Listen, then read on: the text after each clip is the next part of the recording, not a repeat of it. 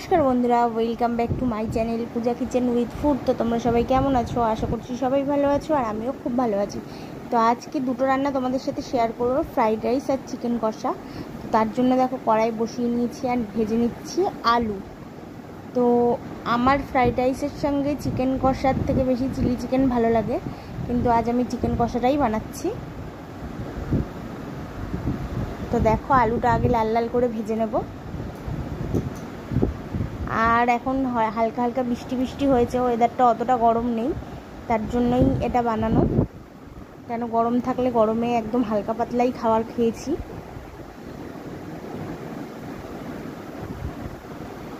তো বন্ধুরা আলুটা দেখো ভাজা হয়ে গেছে। তো এবার ওই কড়াইর মধ্যেই আমি দিয়ে দিচ্ছি একটা তেজপাতা। তো তেজপাতাটা দিয়ে দেখো তেজপাতাটা ভালো করে ভেজে নিয়ে আমি এর মধ্যে দিয়ে দিচ্ছি হচ্ছে আদা, পেঁয়াজ, রসুন, টমেটোর পেস্ট। তো আমি সব কিছু একসাথেই পেস্ট করে নিয়েছি। কোনো অন্যরকম চিকেন কষা বানাচ্ছি না আজকে, একদম সাদা খাবার যেরকম সবাই বানিয়ে থাকে চিকেন কষা, তো আমিও সেটাই আজকে বানাচ্ছি, কোনো এক্সট্রা কিছু এর মধ্যে যোগ করছি না।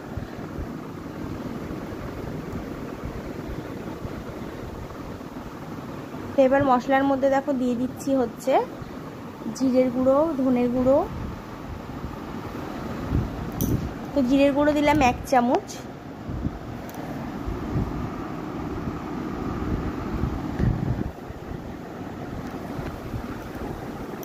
তার ধনে গুঁড়োটাও দিয়েছি 1 চামচ। এই মশলাটাকে একটু ভালো করে ভেজে নেব।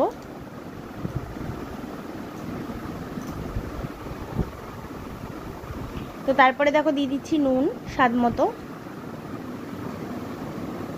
আর নুনটা একটু অল্পই দিচ্ছি, কেন যেহেতু ফ্রাইড রাইসের সাথে খাবো, নুন বেশি হয়ে গেলে একদমই খাওয়া যাবে না। তো তারপরে দিয়ে দিচ্ছি হলুদ।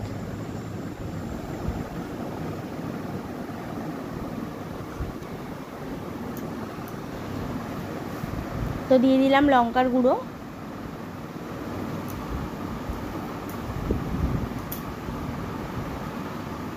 সব কিছু দেখো ভালো করে একটু কষে নিতে হবে, যতক্ষণ মশলাটা একটু ভাজা ভাজা গন্ধ না বেরোচ্ছে, মানে পেঁয়াজ রসুনের যে কাঁচা একটা গন্ধ,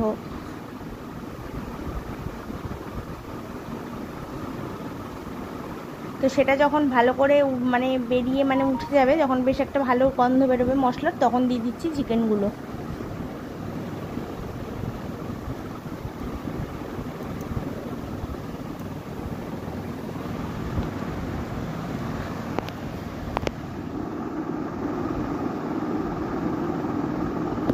এই চিকেন থেকে যদি জল বেরোয় তাহলে আর জল দিয়ে রান্না করব না, চিকেন থেকে যা জল বেরোবে সেটাতেই আস্তে আস্তে রান্নাটা করব।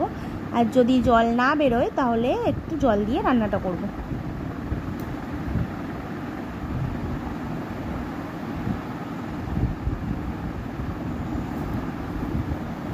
তো বন্ধুরা দেখো মশলার বাটিটা ধুয়ে একটুখানি জলটা দিয়ে দিলাম।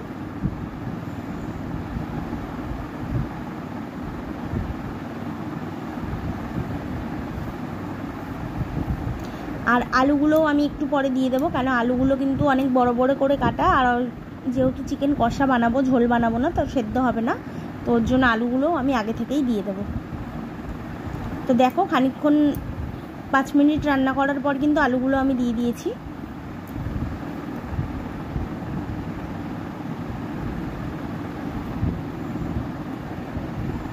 তো আলুগুলো দিয়ে এইভাবে নেড়ে চেড়ে মিশিয়ে নিচ্ছে।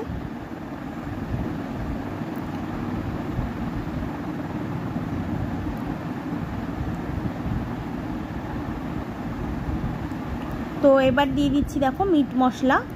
এই কষানোর সময় আমি মিট মশলাটা দিয়ে দিই।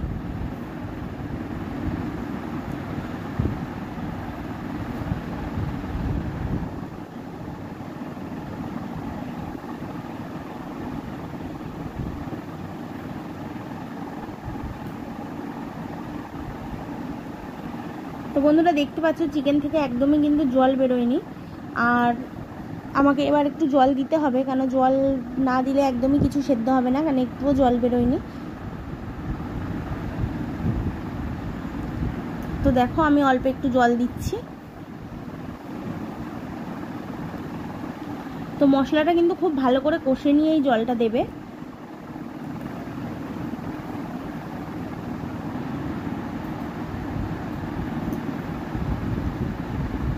তো দেখো আবারও জলটা অনেকটাই টেনে গেছে। তো এইভাবে আস্তে আস্তেই রান্নাটা করতে হবে।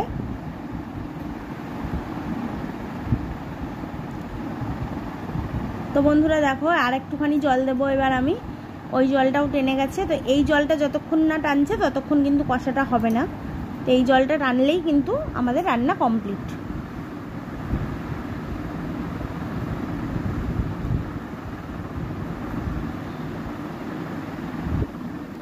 অনেক সময় চিকেন রান্না করলে কিন্তু চিকেন থেকে অনেকটাই জল বেরোয়, কিন্তু আজকে আমি চিকেনটা কষালাম, একটুও জল বেরোয়নি।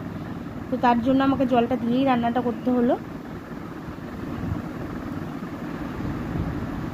তো দেখো এবার দেখছি আলুগুলো সেদ্ধ হয়েছে কিনা। তো আলু মোটামুটি সেদ্ধ হয়ে গেছে, আর চিকেনও সেদ্ধ হয়ে গেছে।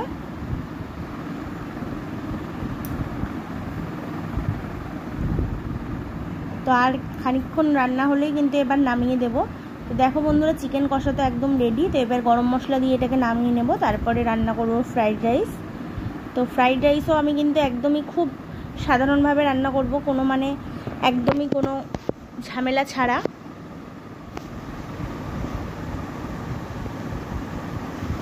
তো দেখো তার জন্য বসিয়ে নিয়েছি হচ্ছে জল, যেটাকে আগে থেকে ফুটতে দিয়ে দিয়েছিলাম আমি। জলের মধ্যে দিয়ে দিয়েছিলাম নুন। তো স্বাদ মতো নুনটা দিয়ে দেবে, যাতে চালের মধ্যে নুনটা বেশ ভালো করে হয়ে যায়।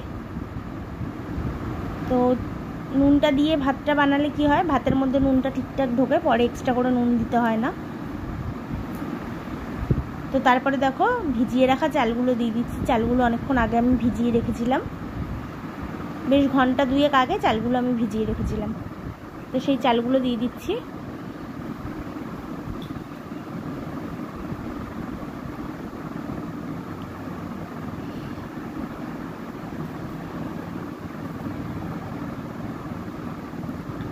এবার ভাতটা হোক। তো বন্ধুরা ভাত ফুটে গেছে। এই ভাত তো একদমই নরম করা যাবে না, মোটামুটি একটু শক্ত শক্ত থাকতেই নামাতে হবে। তাই বলে আমি দমে বসাবো না, কিন্তু একেবারে কিন্তু শক্ত থাকলেও হবে না, যেহেতু আমি একবারে মিক্স করে নেবো আজকে, একদম নর্মালভাবে বানাচ্ছি।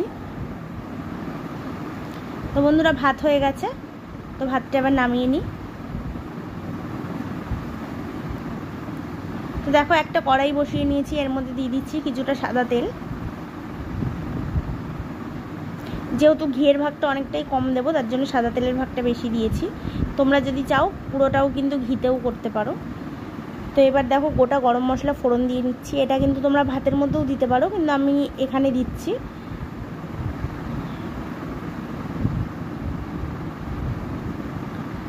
তো তারপরে দেখো কটা কাজু বাদাম দিয়ে দিচ্ছি।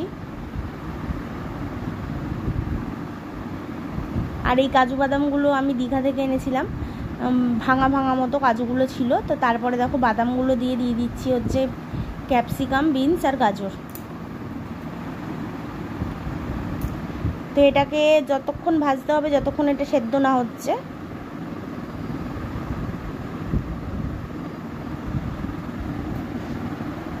আর ওদিকে ভাতটা আমি উপর দিয়ে অর্ধেক তুলে নিয়েছি, আর তার মধ্যে দিয়ে দিয়েছি চিনি। যেহেতু ভাতটা গরম আছে, চিনিটা কিন্তু গরমে গলে যাবে, তার জন্য চিনিটা ভাতের উপরে দিয়ে দিয়েছি।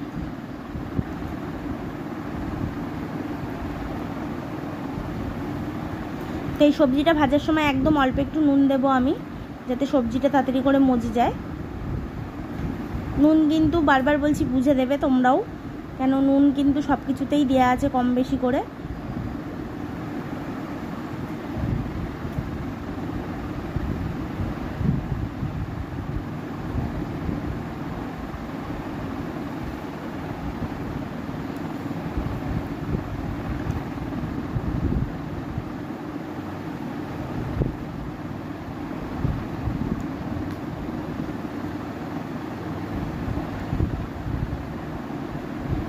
তো এইভাবে নেড়ে চেড়ে ভেজে নেব।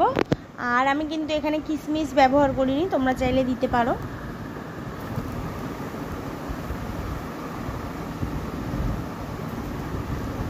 তো যেহেতু রাত্রিবেলা বানাচ্ছি, একদম নর্মালভাবেই বানাচ্ছি, কোনো হাবিজাবি কিছু দিয়ে বানাচ্ছি না, আর সেইভাবে রিচ করেও কিছু বানাচ্ছি না। তো এবারে দেখো দিয়ে দিচ্ছি 1 চামচ মতো ঘরে মানে গোটা গোলমরিচ এনে আমি হালকা করে ভেজে গুঁড়ো করে রাখি, তো সেই গোলমরিচের গুঁড়ো। আর এই ফ্রাইড রাইসে এই গোলমরিচের গুঁড়োটা দিলে বেশ ভালো লাগে, অন্য অন্য মশলা দিলেও ভালো লাগে, কিন্তু আজকে আমি আর কোনো মশলা দিচ্ছি না।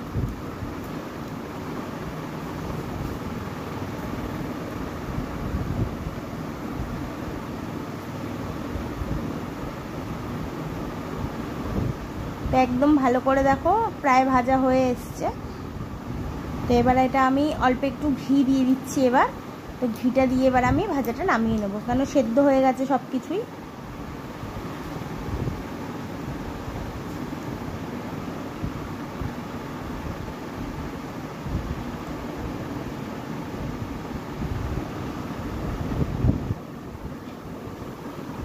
তো বন্ধুরা এটা কিন্তু ভাজা হয়ে গেছে, এবার কিন্তু এটা আমি নামিয়ে নেব।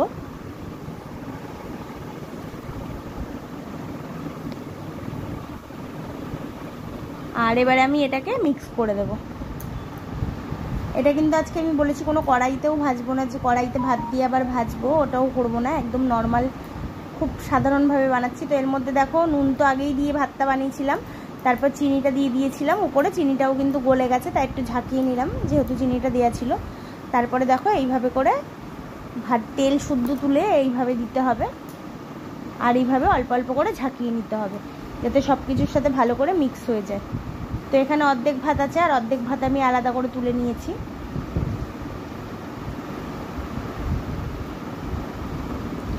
তো তোমরা যতটা জোরে দেখতে পাচ্ছ যে আমি হাঁড়িটা নাড়াচ্ছি, ততটা জোরে কিন্তু আমি নাড়াইনি, কেননা ভিডিওটা একটু ফাস্ট মোডে করে দেওয়া আছে, তার জন্য কিন্তু ওরকম মনে হচ্ছে। তো যাই হোক, আবার দেখো কিছুটা ভাত দিয়ে দিলাম, আবারও কিছুটা এবার ভাজা দিয়ে দেব। তো দিয়ে এইভাবে করেই নেড়ে চেড়ে মিক্স করে নেব। তো তোমাদের ভিডিওটা কেমন লাগলো অবশ্যই জানিও, আর রেসিপিটি ভালো লাগলে অবশ্যই ট্রাই করো। অনেকেই জানো সবাই মোটামুটি ফ্রাইড রাইস আর চিকেন কষা বানাতে পারে, কিন্তু যদি তাও ভালো লাগে তাও অবশ্যই ট্রাই করো একবার। তো দেখো বন্ধুরা সবকটা ভাত আমার দেয়া হয়ে গেছে, আর ভাতটাও কিন্তু আমি খুব একটা শক্ত আজকে বানাইনি, যেহেতু নিজেরাই খাবো, একটু আর অতটা শক্ত মানে সেইভাবে বানাইনি। তো মোটামুটি নর্মাল যেরকম ভাত হয় তার থেকে হালকা একটু শক্ত আছে সেরকম বানিয়েছি।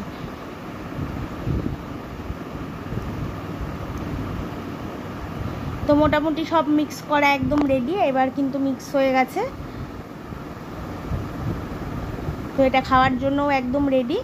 তো কেমন লাগলো একদম সাদামাটা রান্না, তো তোমরাও চাইলে কিন্তু ট্রাই করতে পারো, এইভাবে ভালোই লাগে।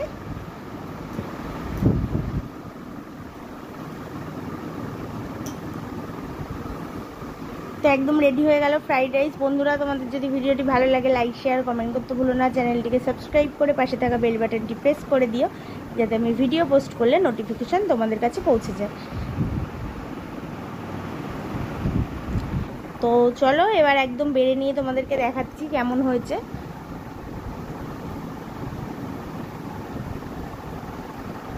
আর একদম ঘি কম তেল কম দিয়ে এইভাবে ফ্রাইড রাইস তোমরা বানিয়ে দেখো, দারুণ লাগে। আর এই যে চিকেন কষা, একদম কষা কষা চিকেন।